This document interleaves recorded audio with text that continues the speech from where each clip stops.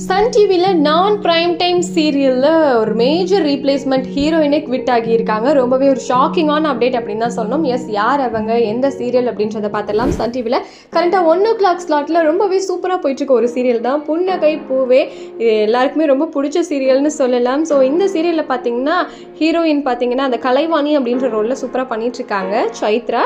So actress Chaitra தான் இப்போ அந்த சீரியல்லேருந்து குவிட் பண்ணியிருக்காங்க. ரொம்பவே கஷ்டமாக இருக்குது அப்படின்னு தான் சொல்லணும். ஏன்னா அதில் சூப்பராக நடிச்சிட்டு இருந்தாங்க. இவங்க ஃபர்ஸ்டே தமிழில் பார்த்தோன்னா தமிழ் செல்வி அப்படின்ற சீரியல் தான் அறிமுகமானாங்க. அதுக்கப்புறம் ரொம்ப கேப்க்கு அப்புறமா இந்த சீரியல் மூலமாக ரீஎன்ட்ரி கொடுத்து நல்லா பண்ணிட்டு இருந்த நேரத்தில் இப்போ வந்து குவிட் பண்ணியிருக்காங்க. என்ன காரணம் அப்படின்னு பார்த்தீங்கன்னா, இந்த செல்லம்மா சீரியல் இருக்கு இல்லையா, அது வந்து ரீமேக்கில் சாரதே அப்படின்னு சொல்லிட்டு அதர் லாங்குவேஜில் ஒரு சீரியல் போகுது. ஸோ அதில் வந்து ஹீரோயினாக கமிட் ஆகி இருக்கிறதுனால அப்படின்னும் சொல்லப்படுது. ஸோ அதை என்ன ஏதுங்கிறது அவங்களே சொன்னதாக தெரியும். ஸோ இவங்களை ரீப்ளேஸ் பண்ணி யார் வந்திருக்காங்க அப்படின்னு பார்த்தீங்கன்னா, ஒரு கன்னட ஆக்ட்ரஸ் ஐஸ்வர்யா அப்படிங்கிறவங்க தாங்க இப்போது நம்ம நியூ கலைவாணியாக உள்ள என்ட்ரி கொடுத்துருக்காங்க. அண்ட் அவங்களுக்கு இதுதான் ஃபர்ஸ்ட் தமிழ் சீரியல் அப்படின்னு சொல்லப்படுது.